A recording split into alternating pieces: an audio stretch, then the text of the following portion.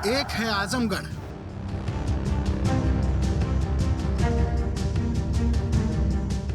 क्या है अहमदाबाद कनेक्शन।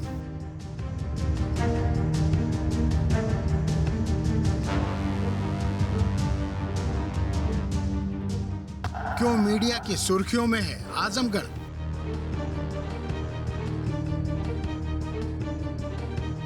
गुजरात के अहमदाबाद में 2008 के सीरियल ब्लास्ट में विशेष अदालत ने 49 दोषियों के लिए सजा का ऐलान करते हुए 38 को फांसी और 11 को आजीवन कारावास की सजा सुनाई है। दरअसल इनमें से 7 आरोपी आजमगढ़ जिले के हैं।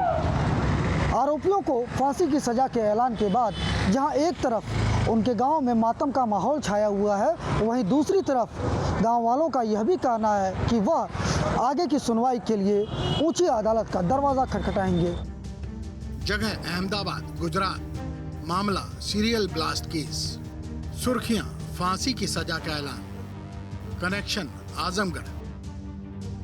गुजरात के अहमदाबाद में 2008 में हुए सीरियल ब्लास्ट के मामले में स्पेशल कोर्ट ने 38 आतंकियों को फांसी की सजा सुनाई है, जबकि 11 दोषियों को आजीवन कारावास की सजा सुनाई गई है। इतिहास में पहली बार एक साथ इतने लोगों को फांसी की सजा दी गई है। आज टोटल 38 एक्यूज को ऑनरेबल डेजिग्नेटेड जज फॉर बॉम्ब ब्लास्ट केसेस, उन्होंने 38 एक्यूज को आज हैंगिंग किया है और 11 एक्यूज को लाइफ टाइम की सजा दी है। जो भी एक्यूज है उनको section 302 of IPC and 16(1)(b of UAP act, unlawful prevention activities act के तहत उनको सजा। धमाकों को अंजाम देने वाले आतंकी बेहद शातिर किस्म के होते थे। ये न सिर्फ हाईटेक वाईफाई का इस्तेमाल करते थे, बल्कि कॉल करने के बाद अपना मोबाइल भी बंद कर लेते थे।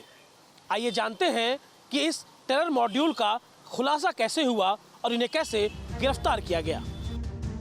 6 जुलाई 2008 को सीरियल ब्लास्ट हुए थे, जिसमें 56 लोगों की मौत हुई थी और 250 से ज्यादा लोग जख्मी हुए थे। और जब मामले की तहकीकात हुई तो महज 20 दिन में गुजरात पुलिस और जांच अधिकारियों ने घिनौनी साजिश से पर्दा उठा दिया। देश के इतिहास में सबसे लंबे सीरियल ब्लास्ट अहमदाबाद में हुए तो इस ब्लास्ट की सजा भी ऐतिहासिक दी गई। कोर्ट ने 38 आतंकियों को फांसी और 11 आतंकियों को आजीवन कारावास की सजा सुनाई है। ऐसा देश के इतिहास में पहली बार हुआ है कि एक ही दिन में कोर्ट ने 38 लोगों को फांसी की सजा सुनाई हो। गुजरात पुलिस ने जब साजिश की सारी परतों को खोला तो पता चला आईएसआई के इशारे पर इंडियन मुजाहिदीन ने इस पूरी घटना को रचा था और इसके तार कर्नाटक से लेकर केरल तक और आजमगढ़ से लेकर पाकिस्तान तक जुड़े थे। आजमगढ़ का सराय मीर और संजरपुर कस्बा सुर्खियों में आया। इन कस्बों के कई युवकों को अहमदाबाद ब्लास्ट केस में आरोपी बनाया गया था। आरोप सिद्ध होने के बाद जनपद के 7 लोग दोषी पाए गए थे। सरायमीर थाना क्षेत्र के बीनापार से सीरियल ब्लास्ट में गिरफ्तार पहला आरोपी अबू बशर भी शामिल है। अबू बशर को अहमदाबाद सीरियल बम धमाकों का मास्टर माइंड माना गया है, जबकि संजरपुर के रहने वाले मोहम्मद आरिफ, मोहम्मद सैफ, कंधारपुर क्षेत्र के शाहपुर के शकीब निसार, बदरका चौकी के शैफुर रहमान का नाम आतंकियों में शामिल था। अबू बशर का अहमदाबाद ही नहीं, लखनऊ, जयपुर और दिल्ली में हुए बम धमाकों में भी नाम आया था। जजमेंट दिया है उसमें कोर्ट ने एक तो रेयरेस्ट ऑफ रेयर केस माना है, टेररिस्ट एक्टिविटी को माना है और कॉन्स्पिरेसी को भी माना है और 302 आईपीसी भी माना है। इसलिए नामदार कोर्ट ने 38 एक्यूज को कैपिटल पनिशमेंट किया है और 11 एक्यूज को लाइफ की है। उधर अहमदाबाद ब्लास्ट मामले में फैसला आने के बाद आजमगढ़ के सरायमीर के संजरपुर कस्बे के लोगों का क्या कुछ कहना है, जरा ये भी सुन लीजिए। हाँ, फैसला आया है और बहुत हार्श पनिशमेंट है। ज़्यादा लड़कों को फांसी की सज़ा हुई है, कैपिटल पनिशमेंट। तो हमारे यहाँ के जो लड़के हैं उनको भी कैपिटल पनिशमेंट दिया गया है। तो हमारा ये मानना है कि कुछ बहुत महत्वपूर्ण बिंदु थे जिस पे लोकल कोर्ट ने उस तरह से ध्यान नहीं दिया जिस तरह से हम उम्मीद कर रहे थे। तो हम हाई कोर्ट जाएंगे और उम्मीद है कि वहाँ से लड़के छूटेंगे। इस डिसीजन जो आया है उसके लिए हमें एक तैयारी की है कि हम उच्च न्यायालय में जाएंगे और जैसे 28 बच्चे यहाँ बरी हुए थे लोअर कोर्ट में, उम्मीद है कि हाई कोर्ट में भी सारे बच्चे बरी होंगे। उत्तर प्रदेश का आजमगढ़ जनपद पिछले कई सालों से देश से लेकर दुनिया की नज़रों में बना रहा। और इसका कारण कोई अच्छा मकसद नहीं बल्कि इस्लामी आतंकवाद था। आजमगढ़ में ये सब अचानक नहीं हुआ बल्कि ये एक अनदेखी का दुष्परिणाम था। और यही कारण है कि आजमगढ़ देश से लेकर दुनिया की सुर्खियों बना रहा।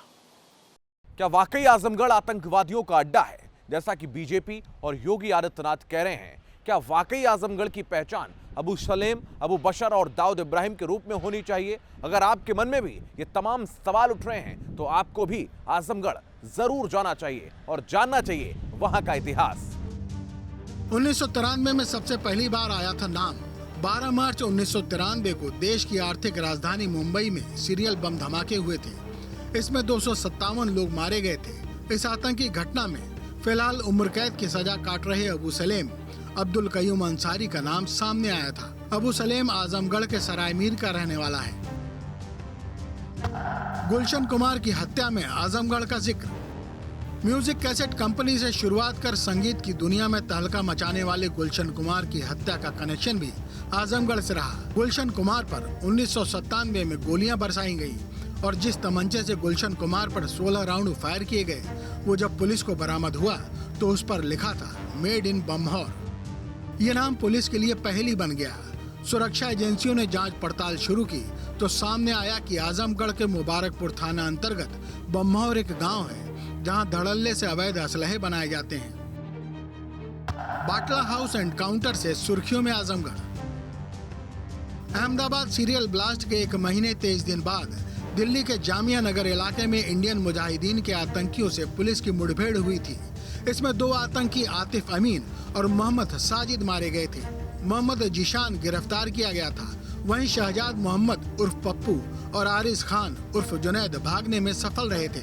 इस घटना से आजमगढ़ फिर सुर्खियों में आ गया था। बाद में शहजाद और आरिस भी गिरफ्तार कर लिए गए। योगी मोदी शाह साधते हैं निशाना। इससे पहले भी प्रधानमंत्री नरेंद्र मोदी, गृह मंत्री अमित शाह और सीएम योगी आजमगढ़ का जिक्र करते रहे हैं। हालांकि योगी सरकार में आजमगढ़ की सूरत बदली है। आजमगढ़ में एयरपोर्ट योगी सरकार का ड्रीम प्रोजेक्ट है। इस एयरपोर्ट के निर्माण का कार्य 19 नवंबर 2018 को हुआ था और इसका निर्माण 31 मार्च 2020 को पूरा हो जाना था। लेकिन कोरोना संक्रमण का असर एयरपोर्ट के निर्माण पर भी पड़ा। यही कारण है कि निर्माण कार्य में देरी हुई। 20 करोड़ से अधिक लागत से बनने वाले इस एयरपोर्ट का निर्माण पूरा हो गया है। शुरुआत में आजमगढ़ से लखनऊ की ही उड़ान शुरू होगी।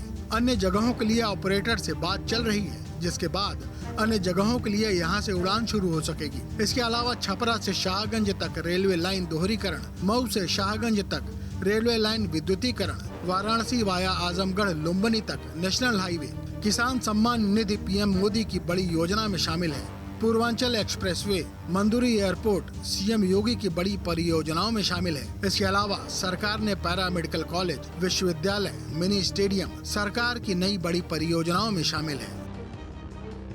आजमगढ़ हमेशा से ही सुर्खियों में छाया रहा। पिछले 2 दशकों में आजमगढ़ में जो कुछ हुआ उसे देश से लेकर के दुनिया तक ने देखा। आतंकवाद और उनमें शामिल लोगों पर खूब सियासत भी हुई।